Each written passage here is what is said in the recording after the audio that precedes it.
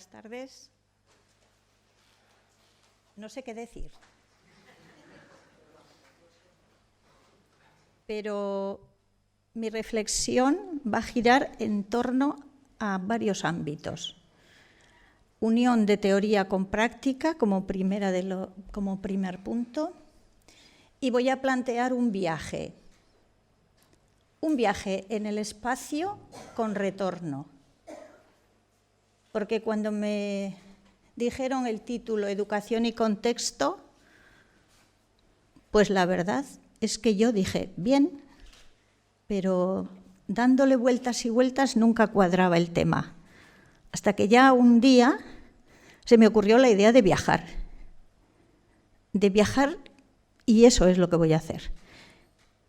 Voy a invitar al viaje, voy a invitar a que en ese viaje reflexionemos sobre qué haríamos en el lugar, en nuestro nuevo destino, para volver a Ujue e intercalar todo ello con experiencias de aula.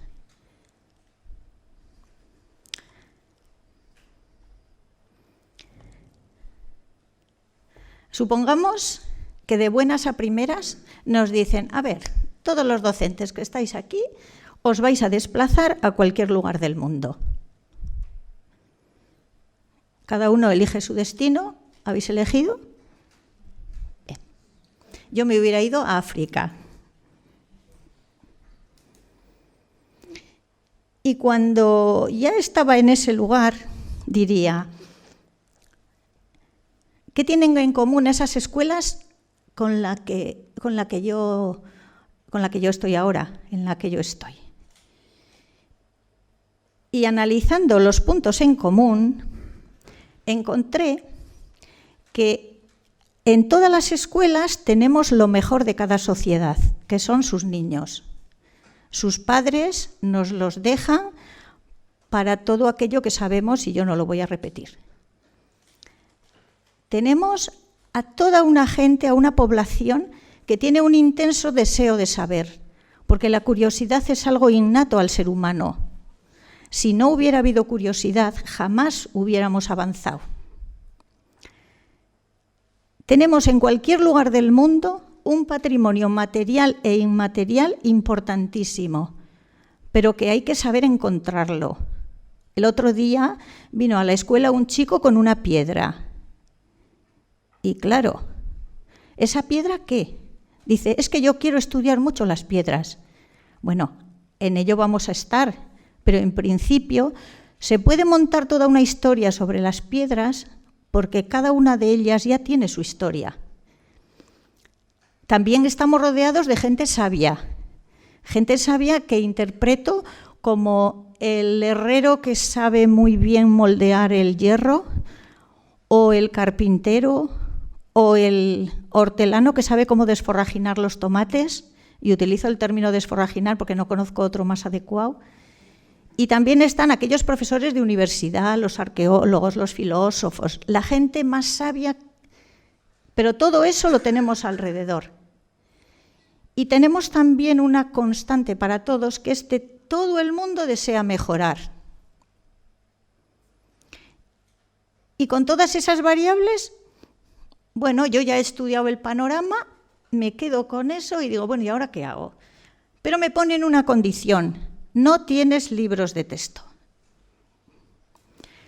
La situación ya se va complicando un poco porque ¿qué hago yo con un rico patrimonio material e inmaterial, con una gente muy sabia, con todas esas variables que yo he indicado sin libros de texto? ¿Qué podemos hacer? Pues yo en principio me pondría a observar el entorno que me rodea, desde el cielo por la noche hasta la arena, hasta cualquier planta, y si supiera ya mucha matemática, estudiaría los fractales, que he visto ahí uno. Me pondría a escuchar, sobre todo pensaría, preguntaría y pediría ayuda, y muchas más variables que podría manejar. Y ya con todo eso digo, bueno, pues igual puedo hacer esto, puedo hacer algo aquí en el centro, en África, por ejemplo, porque yo me he ido a África. Ya tengo la bombillica encendida y digo, bueno, pues voy a hacer unos proyectos relacionados con el entorno y desde el entorno. Con el entorno, con lo que me rodea. No tiene mucho sentido que yo me ponga a estudiar las piedras areniscas y vuelva a la piedra desde un libro de texto. Si las tengo allí y puedo comparar con aquella que es más rica en hierro o aquella otra que es más dura o que se raya con más facilidad. No hace falta ahí un libro. Luego ya lo necesitaré, pero en principio... Y como ya tengo el diseño, ya sé qué voy a hacer, he elegido más o menos la temática, y siempre se elige la temática en función de los intereses personales, de los intereses de los chicos, de las chicas. Pues seguro que yo, a lo largo de las imágenes que vayan apareciendo, seguro que aparece mucha más ciencia que otra materia. ¿Por qué? Porque me gusta mucho. Ahora entraría a manejar las 5 variables que he comentado antes. Tenemos una comunidad escolar y unas familias que están predispuestas a colaborar.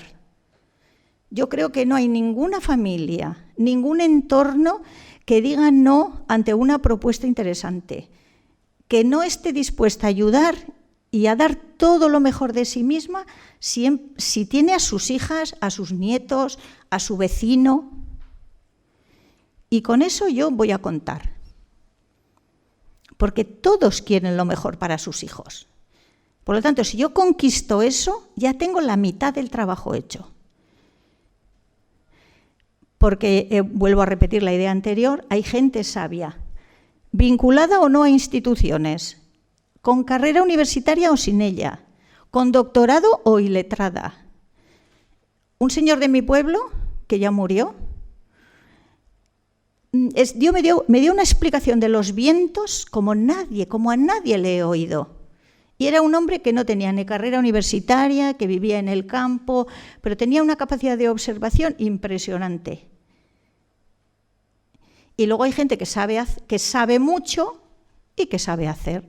Y por lo tanto, yo lo que tengo que hacer es conquistarles. ¿Para qué?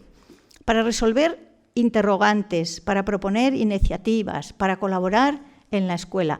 Es decir, para constituir e ir ampliando todo eso hacia una comunidad de aprendizaje, pero no una comunidad de aprendizaje en el sentido de que se integran en la escuela, sino que es toda la comunidad la que aprende, porque curiosidad lo tenemos todos. Y aquí pongo el ejemplo de una de mi pueblo, Nunchi, pues que nos enseñó a hacer queso.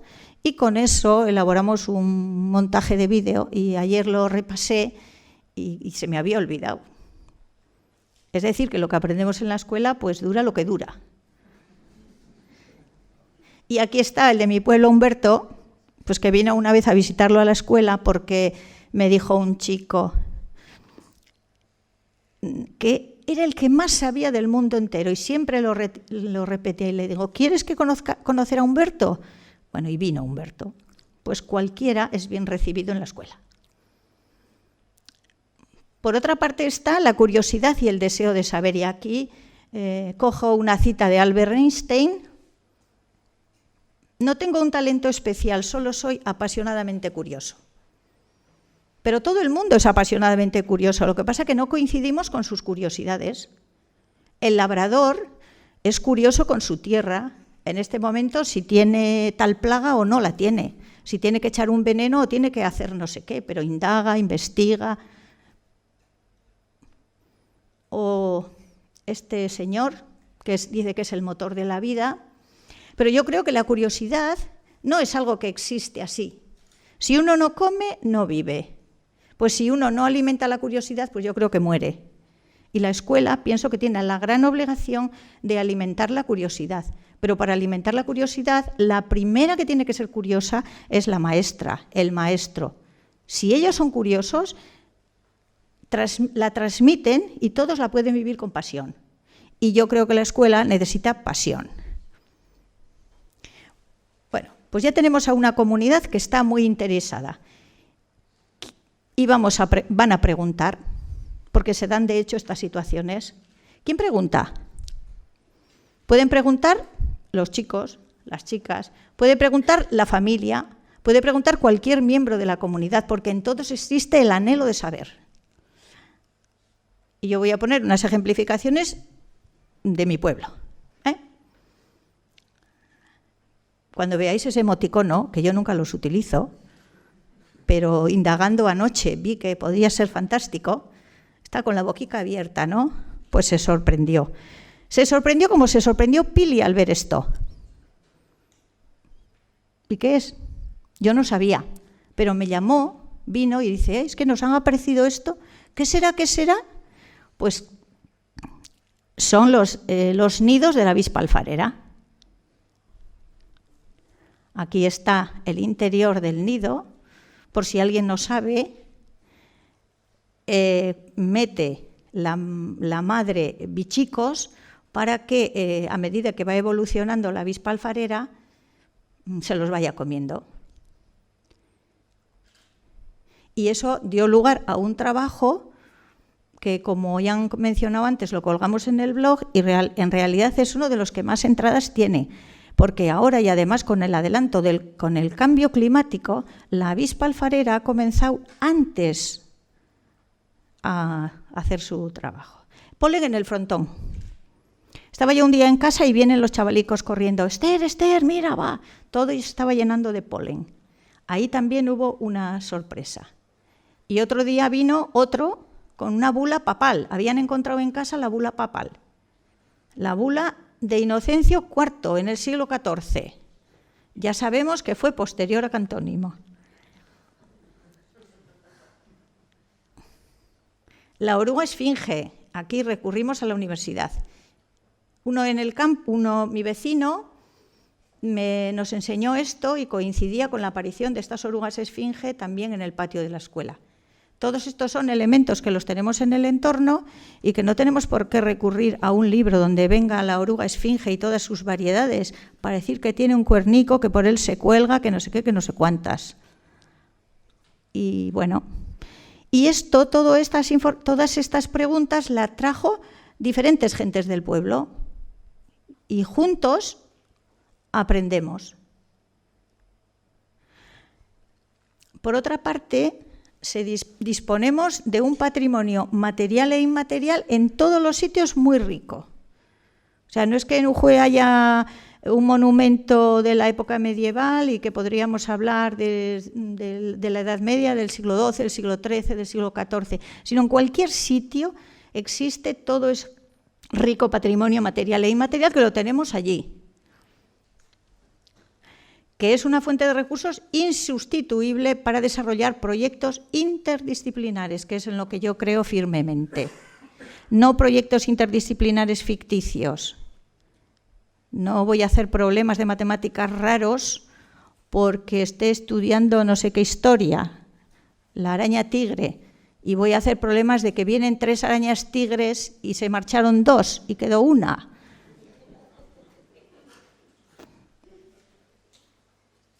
Otra de los elementos a tener en cuenta que yo utilizo, bueno, pues es el huerto. El huerto genera sorpresa y el huerto genera curiosidad.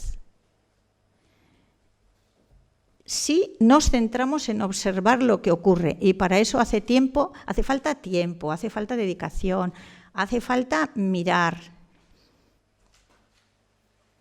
Y tiene una parte de beneficio, que no lo puedo ocultar, pues que vendemos en Ujue los productos y sacamos unos dinericos. Luego hacemos la contabilidad, si tenemos beneficios o tenemos más gastos, si la cosa ha ido bien, si la cosa no ha ido mal. Entonces es una forma de abordar los contenidos matemáticos de una manera, yo creo que medianamente inteligente. Y además se crea comunidad porque la gente del pueblo viene y dice, a ver, el año pasado no hubo tomates, ¿verdad? Pues no hubo tomates porque fue un muy mal año. Vinieron cuando ya no se vendieron. Y cuando estás desarrollando proyectos así, llámese proyectos, porque yo lo utilizo el término pero con matices, aparece en el huerto hubo una araña tigre y de repente era un bicho tan curioso, tan interesante, lo seguíamos todos los días. que una vecina que vive en el campo vino con la ooteca. La trajo la ooteca y a partir de ahí desarrollamos todo un trabajo sobre el animal este, que concluyó con una conferencia, con una videoconferencia que dieron los chicos a la escuela, al Colegio Público de Arantxa. Y en el pueblo suceden acontecimientos que son germen de nuevos proyectos. Por lo tanto, yo creo que hay que estar en las comunidades y en los pueblos alerta a lo que pasa. Cuando había aparecido Cantónimo, que ya veo que es familiar, pues a las 7 de la mañana yo me levanté y dije, a ver, voy a buscar al arqueólogo, al alcalde, para que podamos tener carta abierta a participar ahí. También no solamente ocurren acontecimientos que igual los ignoras, pero viene el del pueblo y te dice, que van a encender una carbonera. Bueno, pues allí que estamos y desarrollamos un trabajo sobre la carbonera que nos llevó a reflexionar y a hacer dibujos como lo pudieran hacer en las cuevas rupestres, a representar una obra de teatro y así abordar todo el planteamiento de los objetivos de desarrollo sostenible, porque hay una intensa contaminación y mueren muchísimas mujeres por el hecho de cocinar con carbón que produce a veces gran cantidad de monóxido de carbono en zonas mal ventiladas, y abordamos ahí toda la problemática del carbón, la historia y los objetivos de desarrollo sostenible. ¿Y eso gracias a qué? Pues a que uno del pueblo dice, Esther, van a encender una carbonera. Pues al campo corriendo a buscar al tal Mario a ver si nos daba pie y podíamos estar con él. Y esas cosas ocurren muchas veces en los pueblos y en cualquier otra comunidad. Se producen obras de renovación de redes de agua y estas obras que generaron en principio curiosidad y después sorpresa, porque les presento a Cantónimo. Este es Cantónimo.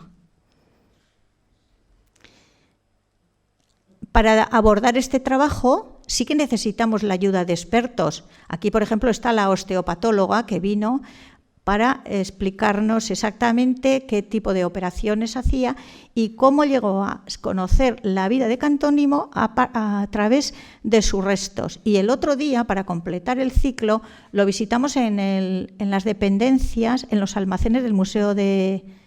en los almacenes que tiene el Gobierno de Navarra cerca de la antigua fábrica de Superser, y le volvimos a hacer una visita y ahí observamos y nos contaron cosas que no sabíamos hasta entonces. Vamos cerrando el ciclo a partir de una historia muy simple como es la presencia de este hombre.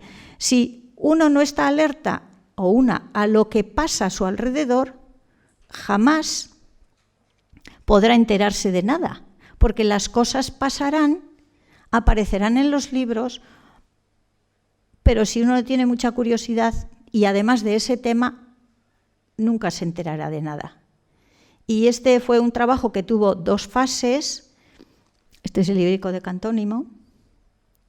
Bueno, que, en fin, yo pedí y pedid y se os dará. Y esto ha permitido rastrear en el pasado.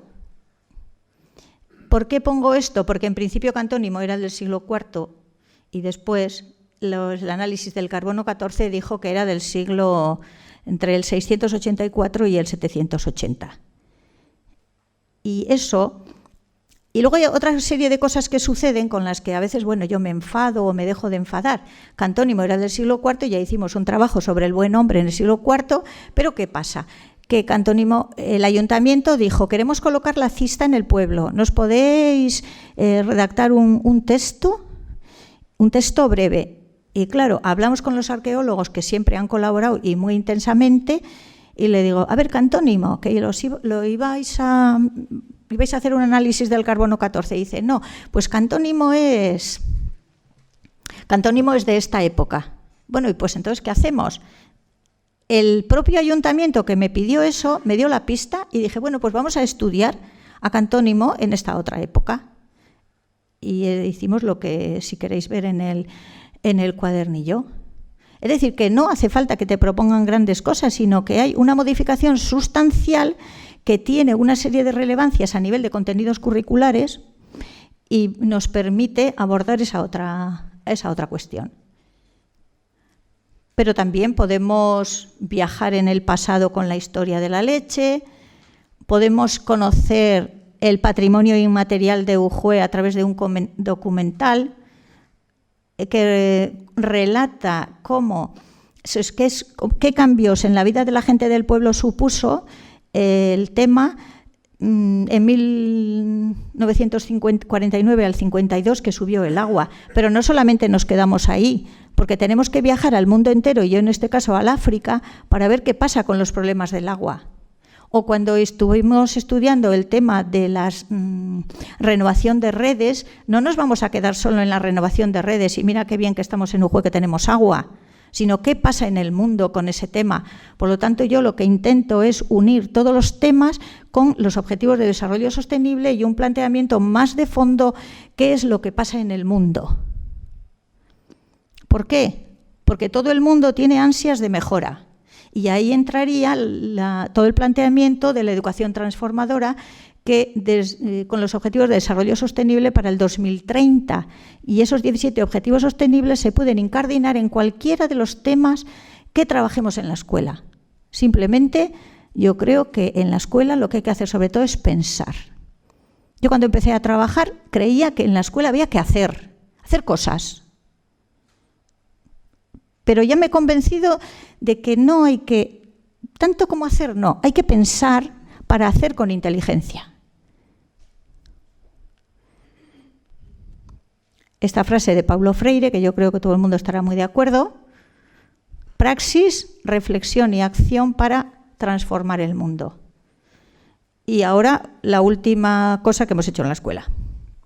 Estábamos estudiando el tema de la alimentación, es decir, cómo funciona nuestro cuerpo. Y ahí surgió, una cosa pasó muy simple. Un plátano lo vimos en la basura. Un plátano en la basura. Esto no puede ser. La comida no se puede tirar. Por lo tanto, a ver, idea. Se iluminó la bombilla, la huella del plátano.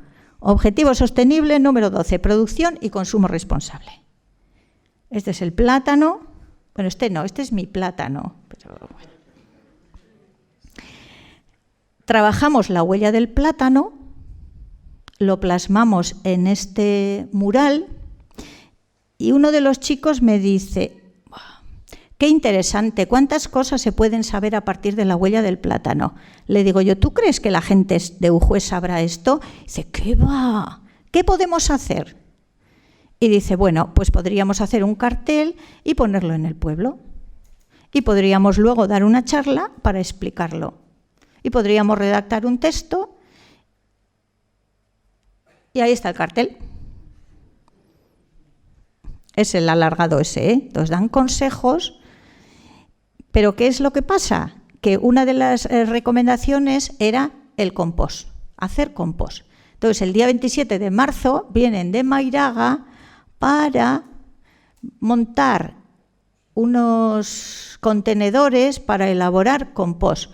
¿Y por qué pedimos a Mairaga? Porque la última vez que lo hicimos no supimos equilibrar los contenidos ácidos con los básicos y fue un auténtico desastre. Ahora necesitamos a personas expertas para que vengan. Y yo entiendo que la colaboración de las personas expertas tiene que surgir de la necesidad, aunque también cuando aparecen surgen otras necesidades muy interesantes. Por eso pongo lo de continuar a lo del plátano. Y otra de las cosas, pues una aparcabicis, había problemas aquí con las bicicletas, diseñamos un proyecto, lo presentamos al ayuntamiento y dijo: sí, una aparcabicis, entonces lo hicieron. Si la escuela se quedara así, si hiciera muchas cosas y nunca lo contara a los demás, no podría estar el ciclo completo. Porque yo siempre he pensado que la escuela tiene que hacer marketing, pero no marketing de cosas que no sean muy importantes, sino que tiene que difundir todos esos saberes si quiere crear realmente escuela, si quiere crear una comunidad que aprenda. que aprenda a todas esas cosas. Entonces, los medios de difusión son variados. Antes eran analógicos todos, ahora ya entramos en los digitales, incluyo también las conferencias y las obras de teatro, porque el teatro es muy importante, yo creo. Y ahí en el teatro se puede abordar cualquier temática. Yo en este tema he ido evolucionando. Desde aquellas obras de teatro, comprabas un libro y aparecía una obra de teatro bonita o fea, se la aprendían de memoria y adelante.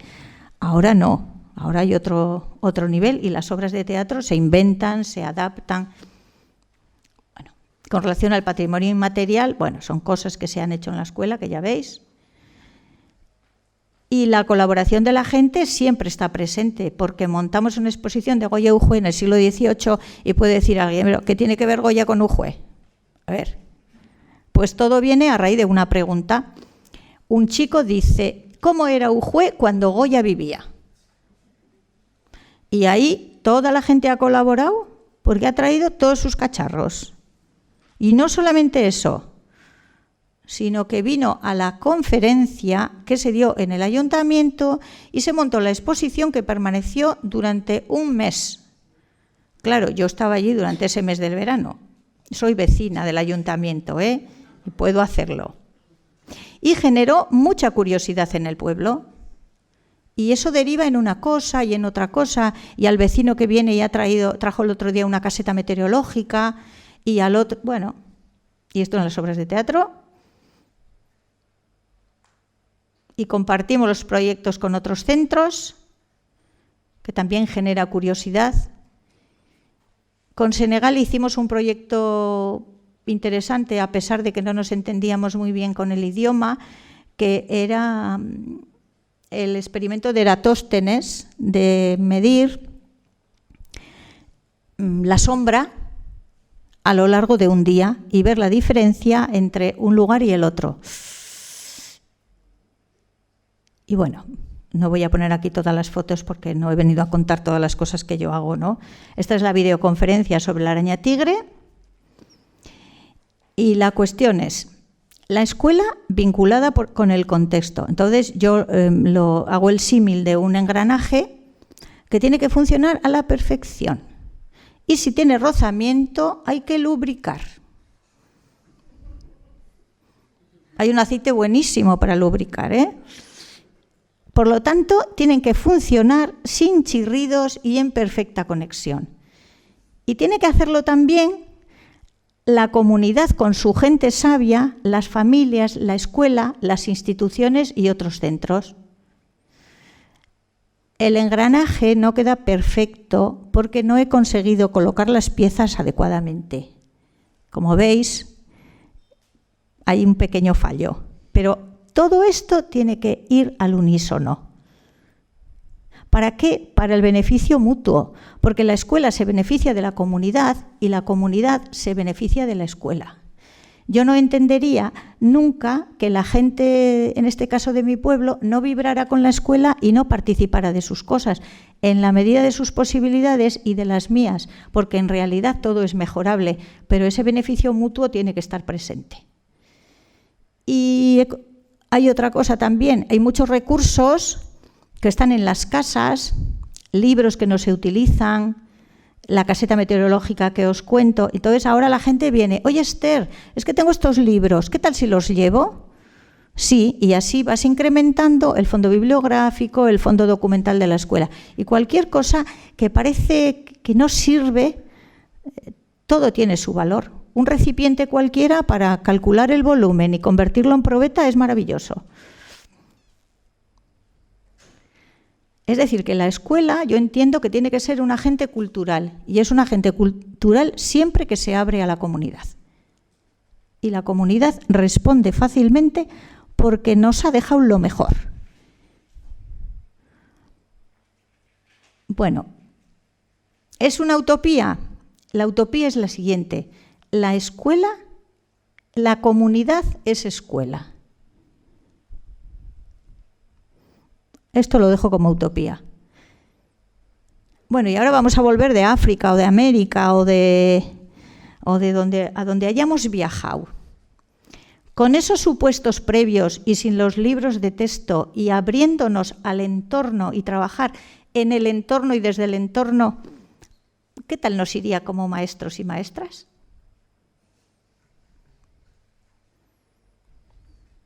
Y yo pienso que si con esos recursos tan potentes desarrollamos proyectos interesantes, nos iría bien. Si yo me precipito y digo, bueno, pero es que hoy vamos a hacer fichas, no vamos a ver nada de lo que hay alrededor, nada. Y aquí pongo esto, que el camino no es fácil, pero creo que hay que trabajar con pasión, potenciar el asombro y la curiosidad. ¿Y las matemáticas? A que no se ha visto nada de matemáticas. A mí es la asignatura que más me gusta a mí. Pues no, aquí está Oyer midiendo el aljibe.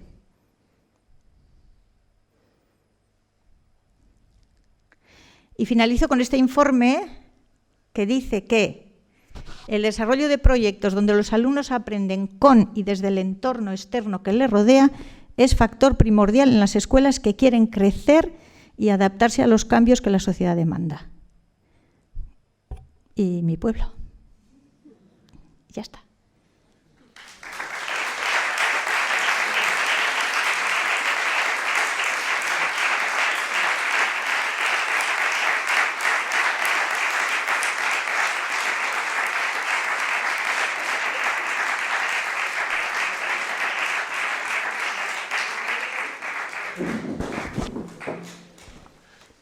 Todo estupendo. Gracias, Esther. No sé. Yo, que tengo la costumbre de escribir, he escrito un montón de comentarios que me imagino que a todos nos han venido porque son absolutamente pertinentes con lo que estamos pretendiendo estas jornadas. No va a haber preguntas, ¿eh? Esta es una forma de incentivaros y animaros a que utilicéis la encuesta online que os hemos enviado, porque yo creo que ahí vamos a recoger muchísimo mejor todo aquello que os ha suscitado la intervención de Esther y las que vienen después.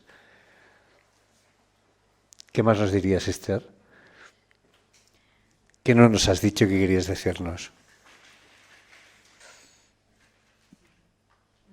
A ver, yo siempre voy a la misma cuestión, que es la curiosidad. Yo procuro ser muy curiosa.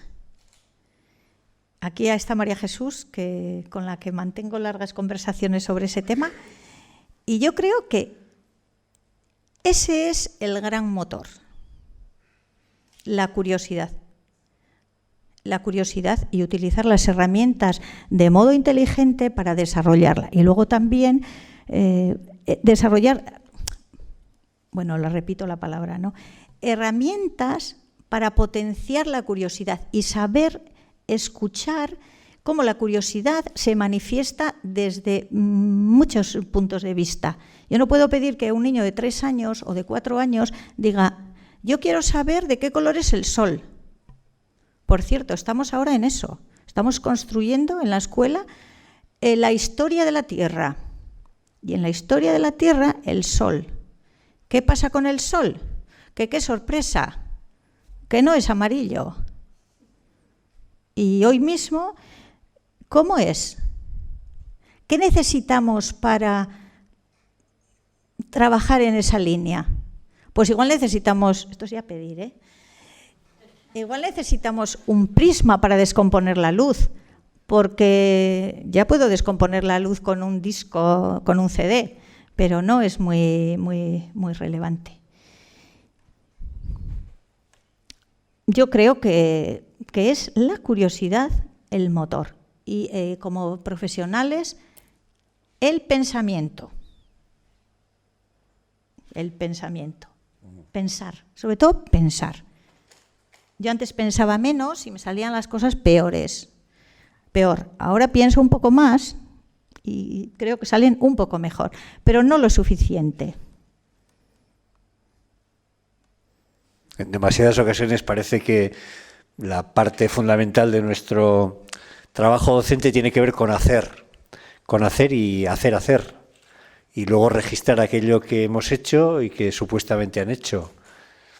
Yo creo que este es un cambio fundamental que tendremos que ir experimentando, el pensar que evidentemente hacer es estrictamente imprescindible, porque el hacer luego nos generará, en fin, otros conflictos y otros conocimientos, pero sin duda alguna lo que hay que hacer es reflexionar mucho más nuestras prácticas, ¿verdad? Bien, muchas cosas de Esther las vamos a ver ahora en la ponencia siguiente. Muchísimas gracias.